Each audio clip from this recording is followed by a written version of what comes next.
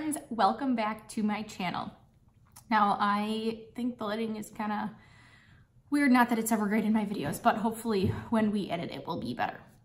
Okay, so today I am going to do an update on the new ticket pricing system that Disney announced. Now, if you're not familiar, Disney recently announced that beginning October 16th, 2018, they're going to go to a date-based ticket pricing system. So if you book your trip prior to October 16th, it's going to be like normal, you don't have to worry about it. But if you book on October 16th or later, it is going to be this new date-based pricing system. Now, they have not officially released all of the information. They did release a travel agent podcast that I listened to, and I have some screenshots and things like that I can show you. But I wanted to tell you what I do know, but just know that it's very new, it's still very confusing, and because not all the information is there yet. So I thought I'd share what I do know. So first of all, you have to choose the number of days you want to be visiting the parks like normal. So this is excluding annual pass holders. So we are just talking about traditional Disney tickets. If you're buying either your tickets separately or if you are buying them as a package with your room and with or without dining.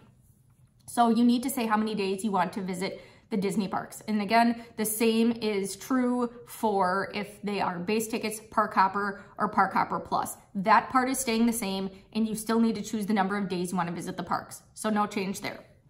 However, you now need to state the first day you will be visiting the parks. So if you are going to be arriving earlier in the day and you want to visit the park right when you get there, then you need to say that.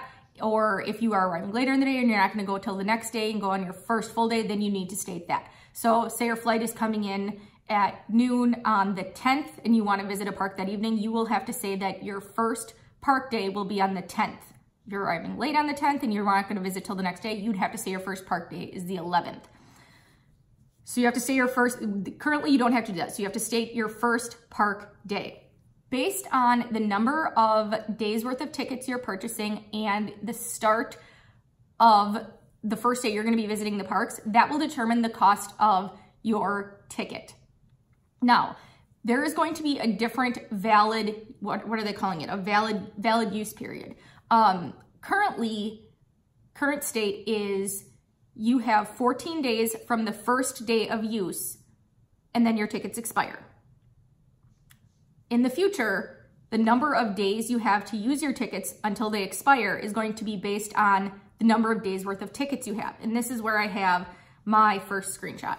If you are purchasing 2 or 3 days worth of park tickets, you get an additional 2 days to complete your usage period. Now, that's not 2 additional days in the parks.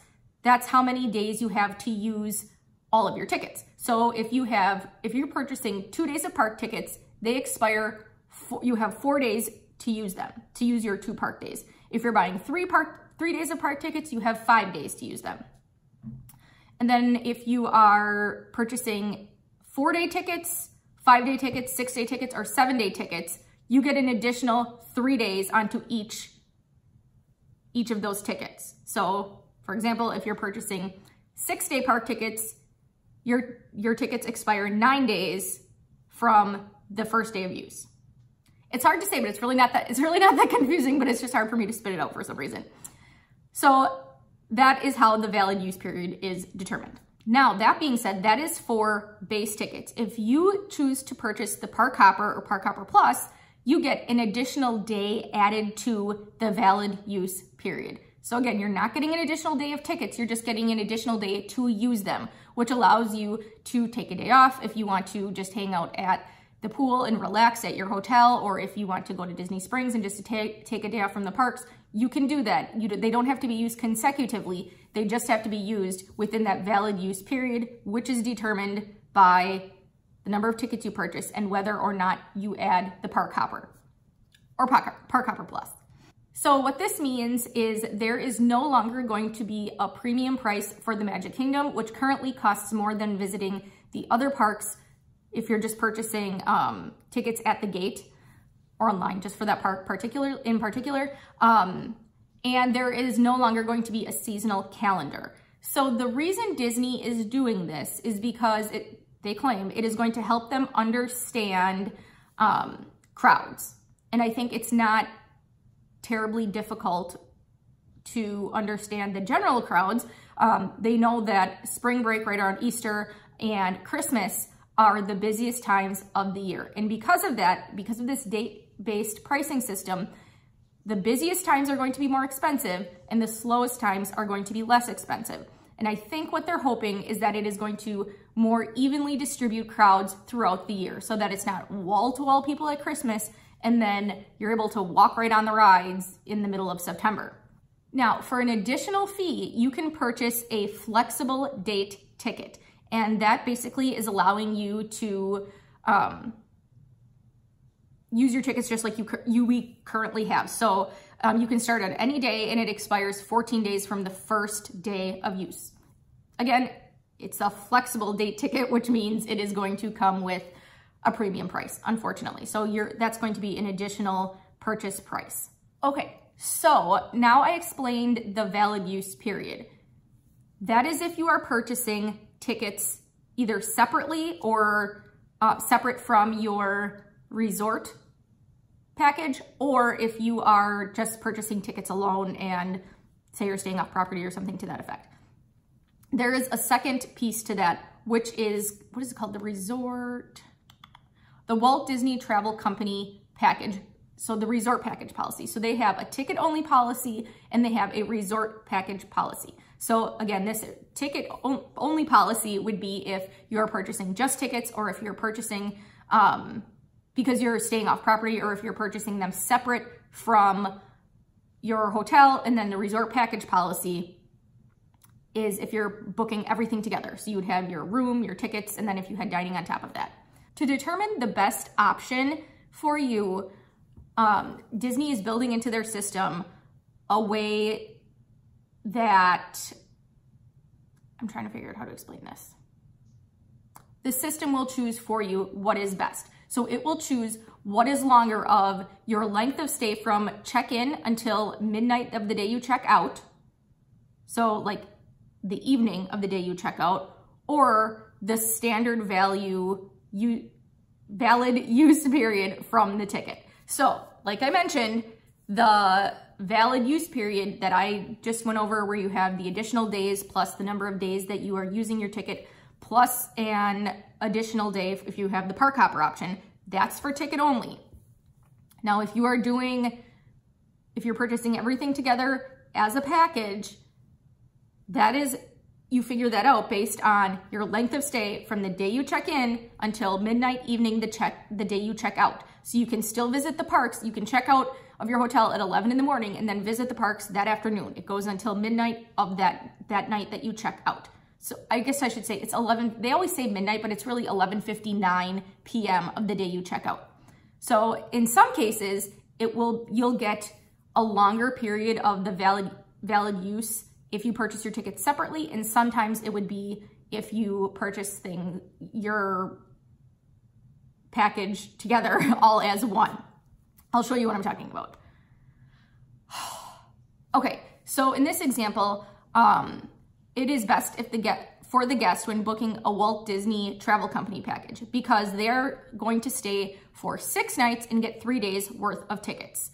Because they're getting 3 days worth of tickets, they would have 5 valid use days if they purchase the tickets separately or again on their own, which is the only option if you're staying off property. However, if you are staying at a Disney hotel, you are allowed to use your tickets from check-in until 11:59 p.m. on the day you check out. So you can see there that they have a larger value use period if they purchase the resort package policy. And again, this is not something you are going to have to figure out. This is I'm just explaining how this works and how sometimes it will be more advantageous for you to purchase the components separately, and sometimes it would be more advantageous for you to purchase them together as a package. Now here's an example of why it would be best for the guest to purchase your tickets separately from your room or room and dining. So you can see if you have a 6-night stay and 5 days worth of tickets, you're going to have an 8-day valid use period if you purchase your tickets separately. However, if you are only staying in the resort for those 7 nights, you're checking in on the 1st and checking out on the 7th, you can use your tickets through 11:59 p.m. on the 7th, you're losing 1 extra day of your valid use period. This is very confusing. I agree. Like I said, that not everything has been rolled out yet. Disney has not completely given us all of the information. It is starting officially on October 16th. I will certainly update you with more information when I have it and when I'm comfortable with it. I expect there to be some hiccups in the beginning because that's just the way things are working with Disney. IT always seems to have issues.